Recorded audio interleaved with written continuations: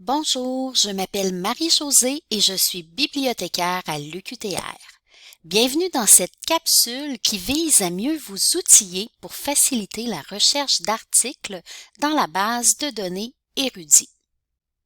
Que verrons-nous dans cette capsule? D'abord, je vais vous présenter brièvement la base de données et son interface. Ensuite, nous verrons quelles sont les options de recherche et comment faire une recherche par sujet. Finalement, je vous expliquerai comment lire vos résultats de recherche. Vous devez savoir qu'Érudit est une base de données québécoise dont le mandat est la diffusion et la valorisation numérique des publications en sciences humaines et sociales. Elle vous donne un accès à plus de 150 revues dans diverses disciplines, dont l'anthropologie, les études littéraires, l'histoire, la philosophie, la sociologie, les études féministes et bien d'autres encore. Comment trouver Érudit à partir du site web de la bibliothèque? Un des chemins pour s'y rendre est la rubrique « Explorer les ressources », puis vous choisissez « Base de données ». Vous pouvez trouver une ressource en inscrivant son nom dans la boîte de recherche, dans ce cas-ci, Érudit. Mais vous pouvez aussi repérer une ressource selon la discipline qu'on lui a associée. Pour accéder à une base de données par le biais de notre abonnement institutionnel, vous devez nécessairement passer par le site web de l'UQTR qui vous permettra de vous identifier par le biais de votre courriel UQTR et votre mot de passe de courriel. Voici l'interface d'accueil. Nous sommes dans le mode Recherche avancée. Cette fonction est aussi accessible en tout temps à partir d'un lien qui se trouve en haut à droite.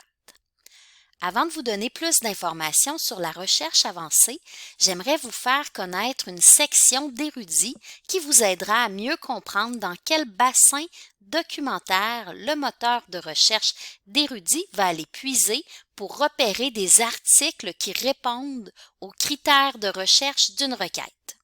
Je vous invite à aller consulter la rubrique « Revue » qui se trouve dans la section « Type de publication ». À partir d'ici, vous pouvez voir par discipline toutes les revues qui sont indexées dans Érudit. Voici la liste des différents fonds. Pour en savoir plus sur une revue, cliquez sur le titre. Vous y trouverez un résumé de la revue, les numéros accessibles dans Érudit.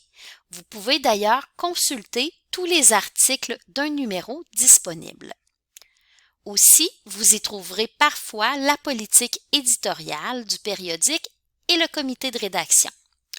Il y a aussi une fiche qui vous permettra de savoir si c'est une revue dont les articles sont soumis à une évaluation par les pairs, s'il y a des frais de publication, qui dirige la revue et d'autres renseignements intéressants. Retournons maintenant du côté de la recherche avancée. Pour mieux vous expliquer les opérateurs de recherche, imaginons que j'ai un travail à faire sur l'univers poétique d'Anne Hébert. Pour optimiser la recherche, je dois identifier les concepts de mon sujet de recherche. Quand c'est possible, je trouve quelques synonymes pour représenter chacun des concepts.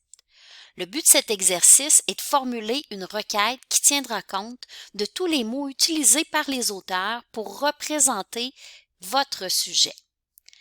Dans ma première boîte de recherche, je vais écrire Anne Hébert et je vais mettre ces deux mots entre guillemets.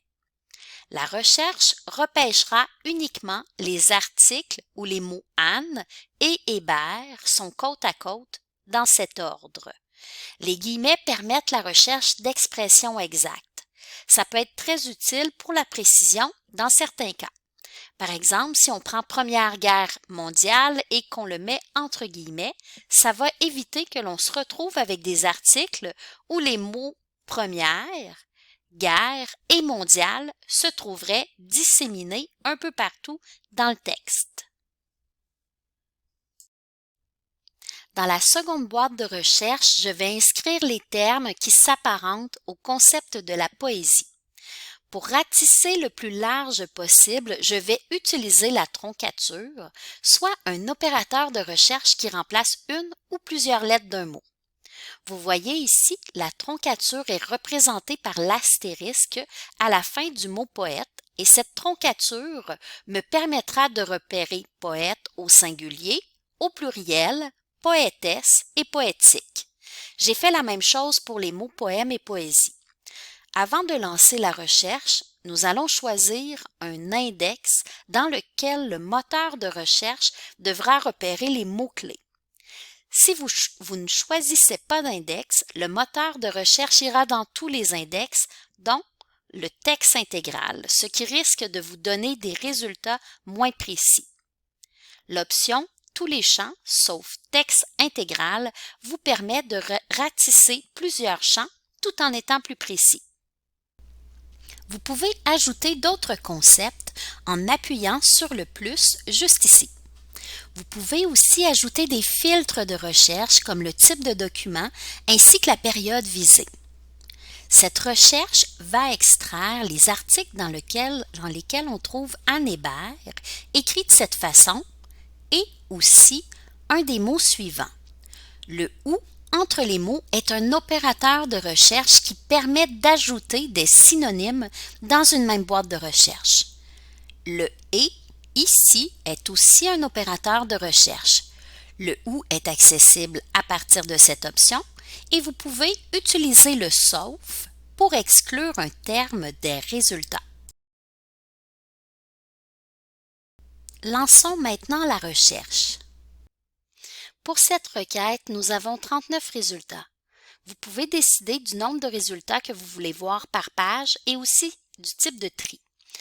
Le tri par pertinence est celui qui est sélectionné par défaut et qui vous présente en premier les résultats où vos mots ressortent le plus souvent dans des index précis comme le titre, le résumé ou les mots-clés. Plus on avance dans les résultats et moins vos mots-clés seront présents. Vous avez à droite une série de filtres qui détaillent certaines facettes de vos résultats, comme la date de publication ou les auteurs, par exemple.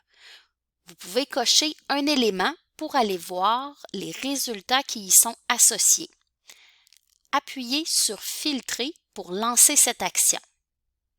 Pour valider la justesse des mots-clés choisis, vous devez vérifier si les articles repêchés correspondent à votre besoin. Pour ce faire, allez lire le résumé ou l'introduction des articles en cliquant sur le titre. Vous avez accès au PDF des articles à ce niveau, mais aussi à partir de la liste des résultats. Si les résultats ne correspondent pas à ce que vous cherchez, vous pouvez aller modifier la requête. Finalement, plusieurs raisons peuvent expliquer que vous n'obteniez pas les résultats escomptés dans Érudit. Outre la question des mots-clés, peut-être votre sujet de recherche n'est apparenté à aucun des contenus diffusés dans cette base de données, soit parce qu'il ne concerne pas les sciences humaines ou sociales, mais peut-être est-il trop récent ou rare. N'hésitez surtout pas à aller consulter votre bibliothécaire disciplinaire pour connaître la meilleure stratégie de recherche dans les ressources de l'UQTR. Si vous voulez en connaître encore plus sur les opérateurs de recherche d'Érudit, je vous invite à aller consulter le guide de recherche qui se trouve au bas de la page. Je vous remercie pour votre attention et je vous souhaite une excellente journée.